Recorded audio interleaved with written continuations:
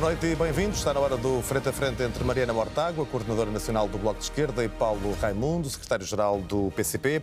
Já se criticaram, já votaram em conjunto. É seguramente muito mais o que os une do que aquilo que os separa, mas Paulo Raimundo, e comece por si, o sorteio ditou que começa, Mariana Mortágua vai encerrar. Em abril de 2025, o que é que separa o Bloco de Esquerda da CDU e porquê é que se deve votar CDU e não Bloco de Esquerda? Boa noite à Mariana, boa noite ao Hugo, quem nos está a ouvir. Eu fiz a afirmação, que é uma afirmação correta, que é uma realidade concreta. Nós temos-nos cruzado em várias batalhas, no plano social, no plano económico, no plano da solidariedade com a Palestina, muito ativos nesse trabalho, nessa luta, nessa justa luta. E, de facto, há mais aquilo com quem temos estado de acordo do que em desacordo, com evidência. E eu não queria necessariamente estar aqui a apontar as razões, o que é que está contra, o que é que não está contra, mas há aspectos... Mas são eleições? São eleições, é um facto. Há aspectos, olha, talvez um exemplo concreto. Um exemplo concreto pode parecer insignificante, mas não é. Tem sido um momento até de discórdia entre nós, que é... nós não acompanhámos a ideia da extinção do CEF, por exemplo. Não é? É um exemplo concreto. Não é? E até isso traduziu-se, do ponto de vista, na nossa opinião, traduziu-se num aumentado de um problema que já era grave, de respeito à imigração. E depois há histórias diferentes, projetos diferentes, histórias diferentes, formas de estar diferentes. Nós valorizamos muito o nosso projeto, a nossa história, naturalmente, a forma de estar, a coragem, e damos uma centralidade muito grande ao mundo do trabalho, às questões concretas da vida, nomeadamente as questões dos direitos, de combate à precariedade. São matérias que também nos cruzamos em todas essas lutas. E são seguramente questões que vamos e certamente serão questões que eventualmente iremos para aí. Mas a pergunta, neste caso, a Mariana, e pela primeira e única vez no debate, será a mesma, porque é que se deve votar no Bloco de Esquerda e não na CDU? Muito boa noite, Paulo. Viva. Boa noite, Hugo. Bom, uma parte da resposta está dada. Temos muitas convergências em temas centrais, que vão da saúde ao trabalho, à Palestina, à escola, à paz, embora com diferenças em posições na política internacional que são conhecidas.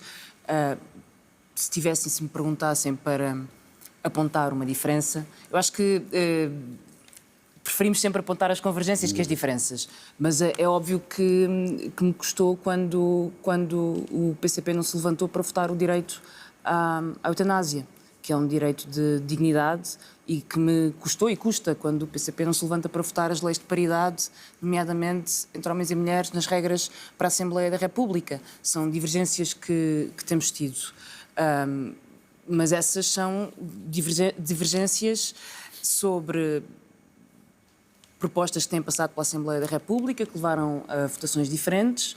São partidos também com histórias diferentes, e as razões para votar no Bloco de Esquerda, para além dessas divergências, acho que são todas as propostas que trazemos para mobilizar a esquerda para este combate, e são contra a resignação, são contra o medo. O nosso adversário é a direita, não Muito é bem, vamos o a PCP. isso. Nos últimos dias temos assistido àquilo que muitos chamam de borlas fiscais nas apresentações dos programas eleitorais. O Bloco insiste em taxar os mais ricos, os impostos sobre as fortunas. Não é um imposto ideológico, Mariana Mortágua, contraproducente para a economia? E quanto é que isso custa? Todos os impostos são ideológicos.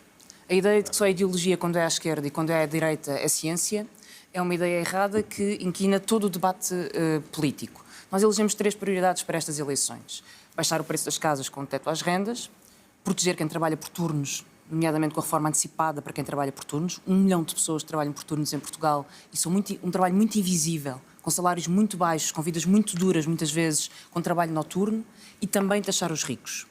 Em Portugal, as 50 famílias têm 17% do PIB. Em Portugal, há uma concentração de riqueza em que 10% dos mais ricos têm 60% da riqueza nacional. Isto quer dizer que a economia é desigual, o mercado produz desigualdades, e nós vemos isso quando vemos grandes empresas, grandes grupos económicos, como a EDP, como as grandes empresas de retalho, os supermercados, que têm milhares de milhões de euros de lucro e pagam um salário mínimo aos seus trabalhadores, ou pouco acima do salário mínimo. Há 900 mil trabalhadores que estão em pobreza absoluta. Mas o que nós estamos a dizer é que é possível reduzir essas desigualdades e contribuir para o orçamento do Estado, para investir na saúde, na educação, nos serviços públicos, taxando os 0,5% mais ricos. E valeria quanto? Segundo as contas da Tax Justice Network, que é uma organização internacional que calculou para vários países, isto seria mais de 3 mil milhões de euros. Nós estamos a falar, temos o 1% mais rico, isto é metade do 1% mais rico que seriam afetados por uma taxa de 1,7% sobre o seu património líquido, sem contar com a sua habitação própria. Se alguém me disser que isto não é um imposto justo, eu não sei o que é um imposto justo. Certamente não será o IVA que as pessoas pagam na eletricidade, na energia. Falamos também de impostos, Paulo Raimundo, de acordo com aquilo que apresentam, também querem alterações, quer ao IRC, quer também ao IRS, mas não são seguramente as alterações ou as propostas que a AD ontem apresentou. Porquê? É por preconceito? Não, porque nós temos que... Nós, no fundo, aquilo que propomos ao nosso povo e ao país é soluções para o país. Para responder às necessidades do país. Ora, o que é que nós precisamos de fazer? Precisamos de encontrar as verbas para responder àquilo que são as necessidades da maioria. Trabalho, salários, pensões, creches, lares, a resposta à vida difícil das pessoas. Esta que é a grande questão. E a política é feita de opções.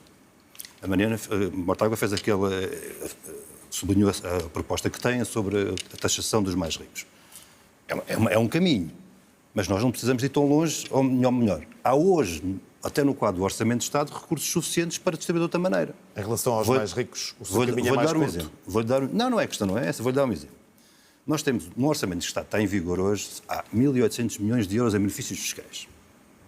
1.700 milhões de euros são entregues àqueles, os não residentes, aqueles que estão lá fora e que fazem a gestão das casas cá, as casas que fazem falta a quem cá vive e cá trabalha.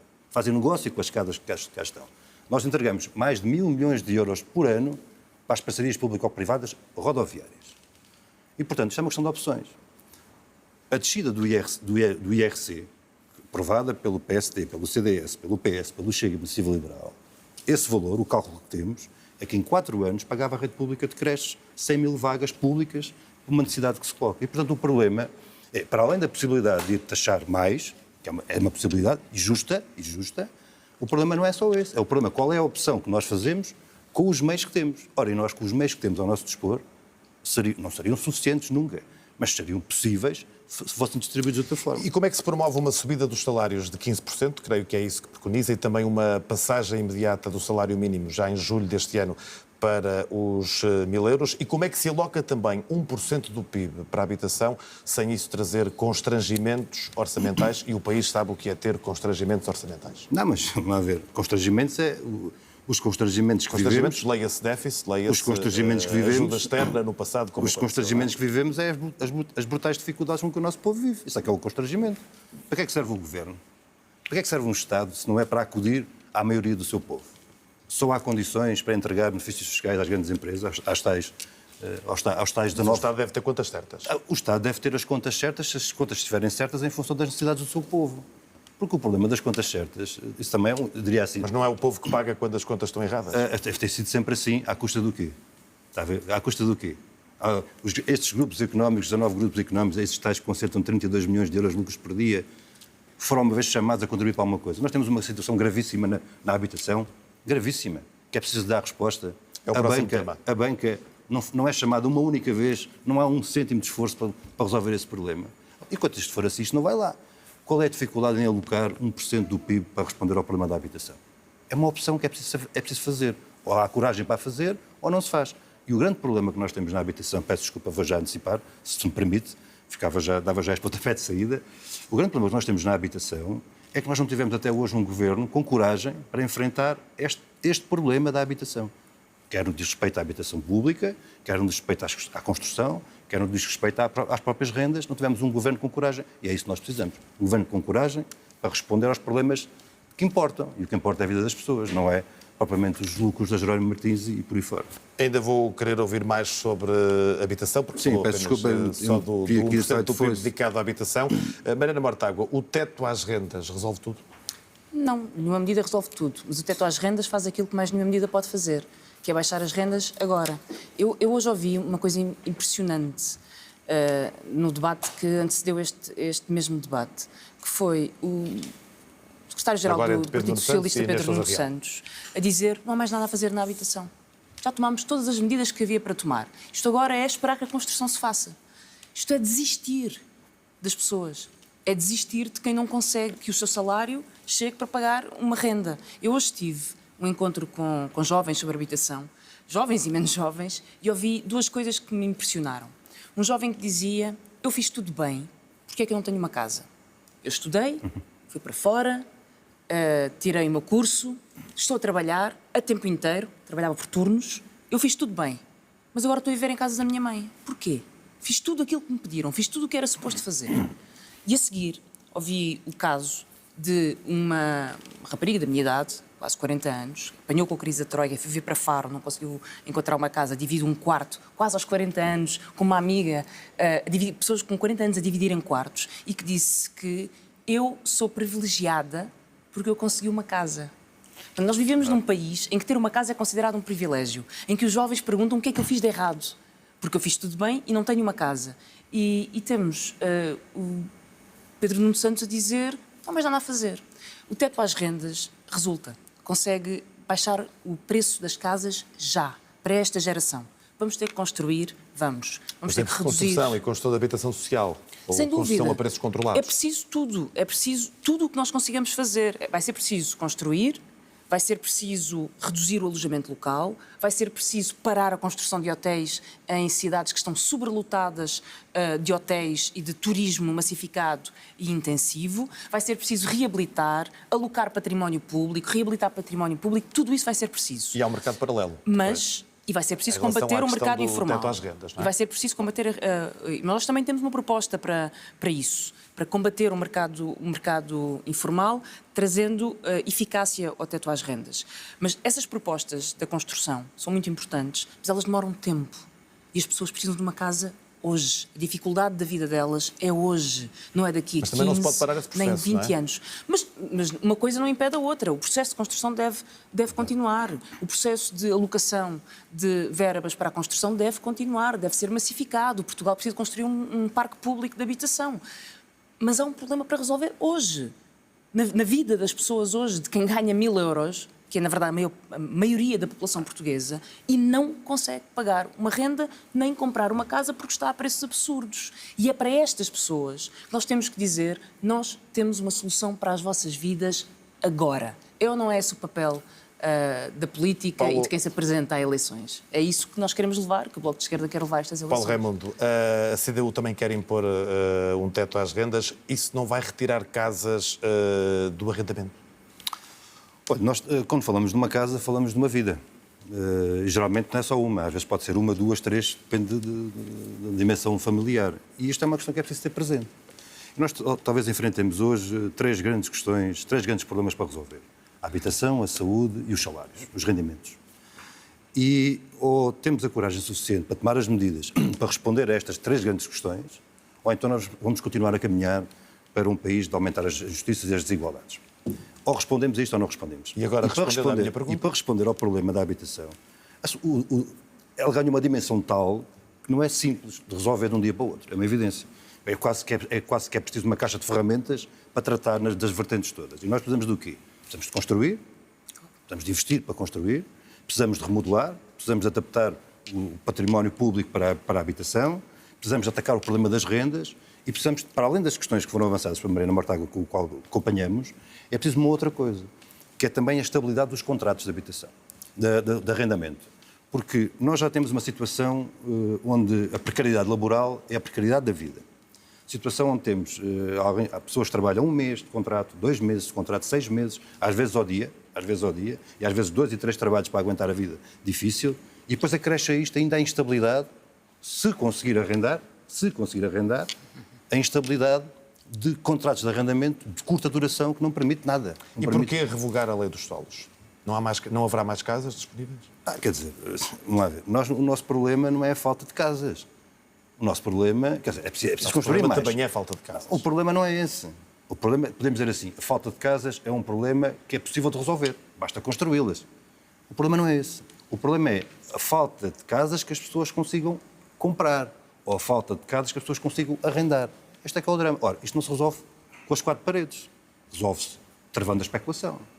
Resolve-se atacando os responsáveis pela situação a que chegamos. Quem são responsáveis pela situação a que chegamos?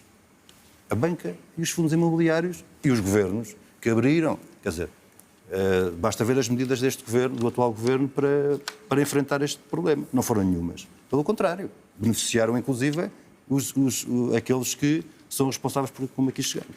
Há bocadinho disse que uma das coisas que o diferenciava do Bloco de Esquerda era a questão do CEF, associou também a questão do CEF à imigração. Portugal foi ou não um país de portas escancaradas nos últimos anos? Olha, Portugal é um país com recursos limitados, quer dizer, não tem condições, essa é uma evidência. Mas aquilo que está a demonstrar todos os dias é que se os imigrantes cá estão, vêm à procura de uma vida melhor, da mesma forma como há milhares de portugueses que vão para fora, não é no passado. Continuam a ir, e aquilo que precisamos é que eles regressassem.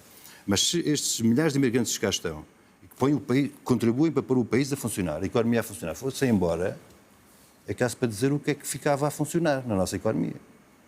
E se quiser, eu vou associar isto a uma outra questão, que é as pessoas vêm à procura de uma vida melhor, têm direito a isso. E nós temos que lhes proporcionar as garantias dessa vida melhor para poderem também exigir os deveres que E temos proporcionado? Não temos temos estado longe daquilo que é necessário. Como agravante, eu vou-lhe dar um exemplo. Se nós precisarmos isto é um problema concreto da vida. Se nós precisarmos de tomar medidas para, de um dia para o outro, iniciar um processo de construção de 10, 15, 20 mil fogos, por exemplo, para responder ao problema da habitação, nós não temos gente, não temos capacidade para construir esse. Portanto, nós temos que encontrar soluções também para isto. Não estou a dizer para as pessoas virem para a construção civil, não é isso. Mas que diz na construção civil, diz no turismo, está em todo lado, assim, na agricultura, em todo lado, na pesca e por aí fora. E, portanto, ou nós olhamos para isto com a realidade que é, ou então estamos a falar de um país que não existe. Mariana, a imigração tem servido para alimentar discursos com alguma carga ideológica. A pergunta que lhe faço é, temos capacidade de integração? Deveríamos ter sido mais criteriosos na entrada ou não? Alguma carga ideológica é eufemismo. A imigração foi usada como um tanque de batalha ideológico pela extrema-direita e que teve um efeito. Arrastou todos os outros partidos para a direita. E é por isso que o PSD, para se antecipar ao Chega, começa a atacar o direito à saúde de imigrantes e pondo em causa toda a saúde pública, negando o acesso ao SNS de imigrantes, e é por isso que o PS vai de arrasto, mudando a sua posição sobre a imigração e dando dito por não dito e deixando órfã a sua própria política da manifestação de interesse, que não teve nada de errado, nem era um mau mecanismo. Eu gostaria só de dizer uma coisa em relação ao CEF. Nós temos visões diferentes sobre o que é necessário para receber imigrantes. Nós consideramos que a imigração não é um crime, não precisa de uma força policial, precisa de serviços administrativos. E, por isso, apoiámos a criação da AIMA. Até porque isso veio na sequência de um assassinato. Foi assassinado um homem às mãos do Estado por agentes do CEF. E não devemos nunca esquecer isso. Quem tem a força da autoridade, um assassinato às mãos do Estado é uma enorme irresponsabilidade. Mas a AIMA não funcionou. Não funcionou por problemas administrativos e burocráticos. Não funcionou. E deixou uma série de processos pendentes e agravou a situação, sobretudo, daquelas pessoas que não conseguem ter os documentos de que precisam para aceder à saúde, para aceder aos serviços públicos, para poder sair do país e voltar, para poder reunir a sua vida, para poder organizar a sua vida. É uma enorme hipocrisia. É uma enorme hipocrisia dizer que há um problema de integração de imigrantes em Portugal quando não se dá às pessoas o básico para se integrarem, que é ter serviços públicos e documentos. Quando um imigrante chega a Portugal e não consegue aceder aos serviços, à AIMA, não consegue aceder à saúde, não consegue aceder aos serviços públicos de que precisa, há sempre um intermediário mafioso que se oferece para fazer isso pelo imigrante. Muito bem. Mariana Mortágua, já no decorrer deste frente a frente, já deixou aqui pelo menos duas críticas diretas a propostas ou a governações anteriores do Partido Socialista, depois de esta semana ter aparentemente aberto a porta a algum entendimento com o PS. O Paulo Raimundo ainda não falou de forma objetiva e direta sobre o Partido Socialista. A pergunta vai ser para ambos e pedi-vos uma resposta rápida. Qual é a capacidade de entendimento pós-eleitoral com o PS? Mas cá estamos. Depois, no dia a seguir às eleições, estamos cá para... Fala-se muito sobre matemática de eleições neste período. A minha pergunta é mais qualitativa, no sentido de entendimento ou não? O entendimento depende das políticas. O Bloco de Esquerda apresenta prioridades às eleições e cá estaremos para conversar com o Partido Socialista e com todos os deputados que queiram mesmo um teto às rendas e que queiram mesmo ter uma política fiscal justa e que queiram mesmo respeitar quem trabalha por turnos. Os deputados do Bloco servem para isso e são condição para que isso aconteça. E é por isso que é tão importante votar no Bloco e eleger deputados. Porque a matemática apresentada, as contas apresentadas por Pedro Nuno Santos, e há um elefante na sala que não é assim tão elefante, que é a viragem à direita que faz o Partido Socialista destas eleições à espera de conseguir o apoio do PSD, caso fique com um deputado à frente do PSD. E a pergunta que devemos fazer é se PS com PSD ou se PSD com PS vão fazer aquilo que juntos que não fizeram separados. E se podemos confiar nesse governo para resolver algum dos problemas de que estivemos aqui a falar agora. E qual é a capacidade de entendimento da CDU com o PS, Paulo Raimundo? Olha, vamos lá ver, nós estamos numa situação no país... cenário pós-eleitoral. Nós estamos numa situação no país que o país precisa de tudo, menos da continuidade da política que tem tentado a ser seguida. Porque esta política tentada a ser seguida, não é apenas deste governo, diga-se de passagem, foi o que nos trouxe até aqui. Foi o que nos trouxe até aqui com as urgências fechadas, foi o que nos trouxe até aqui com o problema dos trabalhadores por turno, foi o que nos trouxe até aqui sobre aqueles trabalhadores que ainda agora me confrontei com isso há pouco tempo, num contacto à porta de uma empresa têxtil. A pessoa queria falar muito, mas com muita pressa, tinha que ir fazer limpezas num segundo trabalho para resolver o problema da sua vida. O que nos trouxe até aqui foi a política, é com essa política que nós temos que romper. E nós não estamos disponíveis, queremos ser impulsionadores e estamos disponíveis para um caminho que rompa com o caminho atual. Todos aqueles que queiram vir para este caminho, romper com o caminho atual, podem contar connosco, sem nenhuma hesitação, sem nenhuma hesitação. Os que querem continuar, olha, eu diria, simplificado, diria assim, aqueles que acham que... Isso é quase um quem vier que venha por bem, não é?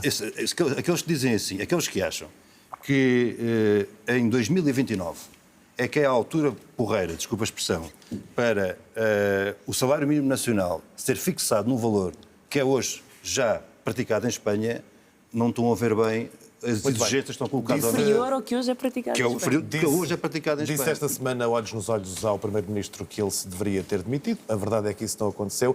A minha pergunta é, as questões éticas de Luís Montenegro não preocupam o eleitorado? Não, vamos lá ver. Aquilo que nós dissemos, o que eu disse ao Primeiro-Ministro no debate que tive com ele, foi o que já tinha dito antes, não houve novidade nenhuma. Perante aquilo que era conhecido já na altura, a atitude ética, a única atitude que podia ter tomado era naquela célebre comunicado ao país sem direito a perguntas, era dizer, eu perante isto demito-me e demito o meu governo. Pronto, era isso que devia ter feito. Não o fez, não o fez. Agora, isso é um aspecto que não é pouco importante. Mas o que está em causa nas eleições de dia 18 de maio não é só isso. É isso e as consequências da política deste governo e que eu já agora, se me permite, diria assim. É o que fez e aquilo que ambiciona fazer. Porque o que está em programa em calha é tão perigoso como aquilo já foi feito. É desmantelar o Serviço Nacional de Saúde. É pôr a mão no dinheiro da Segurança Social. É aumentar o tempo de trabalho e aumentar as horas de trabalho e os anos de trabalho. É continuar este caminho de aperto para a maioria, para que uma pequena minoria continue a ter todas as benesses. É isto que está na calha. E é contra isto que nós temos que romper. Voltando à primeira pergunta, é contra isto que nós temos que romper. Todos aqueles que queiram romper com este caminho, contam connosco para a batalha que se... Mariana Mortágua, o caso da empresa familiar do Primeiro-Ministro vai marcar a campanha do Bloco? Posso lhe dizer o que é que teria dito num debate com o Primeiro-Ministro se não tivesse a oportunidade de debater com Luís Montenegro. Sim, vai marcar a campanha, mas vai acabar. É inevitável que marque, porque o Luís Montenegro não só incumpriu, violou as regras de exclusividade, recebendo avanças através de uma empresa privada quando era Primeiro-Ministro, coisa que claramente não poderia fazer, como há questões que nunca esclareceu sobre essa empresa e que o vão perseguir. Quem trouxe a empresa familiar para a campanha e arrastou a vida do país e a vida política do país atrás dessa empresa foi Luís Montenegro. Eu quero dispensar esse tema o mínimo tempo necessário, porque acho que tudo o resto, neste momento, importa mais nas propostas para o país. Há um consenso europeu de que é preciso mais dinheiro para a defesa. A oposição do Bloco a esta medida é uma espécie de tiro de bala de prata no próprio pé? Não corre o risco de o Bloco poder aparentar alguma ingenuidade num mundo cheio de guerra? Em primeiro lugar, ingenuidade é achar que o mundo não mudou. Ingenuidade é acreditar que a Europa está indefesa. Ingenuidade é olhar para uma Europa que exporta armas, produz armas para exportar. É provável, a França é o segundo maior exportador de armas do mundo, que tem um arsenal muitas vezes da Rússia, e dizer que a Europa está sob ataque e que nos vão invadir pelo Porto de Leixões para justificar que gastemos 3% do PIB em armamento. Nós há pouco falávamos se havia dinheiro para a habitação. E é sempre perguntado, quando falamos na habitação, ou quando falamos de 1% para a cultura, mas há dinheiro, mas não vai haver déficit. E de repente querem pôr em armas, se chegarmos só aos 2% do PIB, eu tenho as contas para não, aos 3% do PIB, mais de 8 mil milhões de euros. 8 mil milhões de euros é 1 milhão de pensões. É mais do que se gasta em todos os profissionais de saúde, tendo a Europa os meios para se defender. Isto não é uma questão de defesa, é uma corrida armamentista, é uma estratégia para... Repare no nome do programa europeu que propõe 800 mil milhões em armas. 800 mil milhões, mais 3 vezes o PIB português, todo o PIB português em armas. Rearmar a União Europeia. Isto não é sobre defesa, é sobre a indústria de armamento. E é por isso que nós nos opomos a esta escalada. Também sobre isto não ao rearmamento, as críticas à NATO no atual contexto do mundo, com Trump, Putin e afins, não retira credibilidade à proposta comunista? Não, pelo contrário. Eu acho que aquilo que está a acontecer no mundo, neste mundo de incerteza, só dá credibilidade às afirmações que temos feito, quer do que diz respeito à guerra, uma guerra, neste caso na Ucrânia, que devia ter começado, quer no que diz respeito aos desenvolvimentos. Eu diria que nós devíamos estar tão preocupados com a entrada dos russos por Porto de Leixões, como disse a Mariana Mortágua, como pelos norte-americanos pelos Açores. Quer dizer, a situação hoje está nestes termos. E aqui a opção que nós temos de fazer só há duas opções, não há meias opções. Ou nós optamos por alimentar a guerra, dar gasóleo para a guerra, ou nós travamos a guerra. Não há duas opções, não há meio caminho nisto. Já que fala de guerra... A questão do armamentista é tão simples quanto essa. Ou ela entra, eu diria assim, estes investimentos, esta disponibilidade para gastar dinheiro que não existe, ou que não existe para a saúde, que não existe para as creches, para os lares, e que está disponível para a chamada defesa, deixem-me pôr entre aspas, isso é para resolver o quê? Para resolver o problema do arsenal mal feito? Muito bem, estamos para resolver o problema dos salários dos militares, dos ex-combatentes? Não é de certeza. E é uma pergunta concreta. Já pensou que se o PCP, a CDU, tivessem tido outro posicionamento face à invasão russa da Ucrânia, poderiam ter tido mais votos, não ter perdido quase 40 mil votos e 2 deputados há um ano? Olha, sabe que nós temos uma... Eu pedi-lhe uma resposta rápida. É rápido dentro da complexidade da pergunta. Claro. Mas nós tivemos uma posição de coragem, de clareza, desde o princípio destes acontecimentos, nomeadamente na Ucrânia, que é, e não começou agora, em 22, começou em 2014. É uma guerra que dura desde 2014 para cá. O nosso posicionamento foi sempre claro. Esta guerra nunca devia ter começado. Mesmo que se pague um custo eleitoral. Não. Mas porquê? Mas porquê que a força... Estou a perguntar. Porquê que a força que sempre bateu pela paz e que já agora aproveita a oportunidade para dizer que não tem nada a ver com o Putin, nem nunca teve, não há nada que se possa afirmar, nós não só não temos a ver, como combatemos. Porquê é que a força que sempre defendeu a paz devia ser prejudicada eleitoralmente? Eu diria assim, estaríamos muito mal se as forças da guerra, se as forças das armas, se as forças do combate fossem elas aquelas que saíram vitoriosas deste combate eleitoral. Seria muito mal. Para fecharmos, Mariana Mortágua, hoje uma parte da opinião pública ou da opinião publicada culpa as chamadas forças progressistas pelo crescimento da direita radical por causa de uma deriva wokista. Faz sentido essa autocrítica ou não? Nós temos um rei louco nos Estados Unidos da América que quer banir a palavra mulher dos documentos oficiais e que enviou questionários às universidades portuguesas para ter a certeza que as universidades portuguesas não investiam em programas de diversidade e igualdade, que ataca as mulheres num clima de violência, que promove agressões às mulheres e que promove ataques aos direitos das mulheres. Mais do que nunca, nós precisamos do feminismo na política. Mais do que nunca, nós precisamos do antirracismo na política. Mais do que nunca, nós precisamos afirmar os direitos humanos, os valores universais na política. Porque o efeito que a extrema-direita tem, como eu dizia há pouco, é arrastar todo o centro. É arrastar todos os partidos do centro para a direita. E se nós olharmos para os últimos 10 anos, talvez consigamos perceber que é esse efeito de arrastamento para a direita é que estamos a assistir neste preciso momento, que tem contribuído para a situação de instabilidade, de crise social, de crise ambiental. E querem acrescentar a essa mais uma crise, que é gastar o dinheiro que nós tínhamos para saúde, para escolas, para combater as alterações climáticas, a comprar mísseis e bombas. Agradeço à Mariana Mortágua, também ao Paulo Raimundo. Já a seguir, toda a análise no canal de notícias da RTP, aqui, a RTP3. O próximo debate é na segunda-feira entre Luís Montenegro e Rui Rocha, às 21h, na RTP1 e na RTP3. Boa noite. Muito obrigado.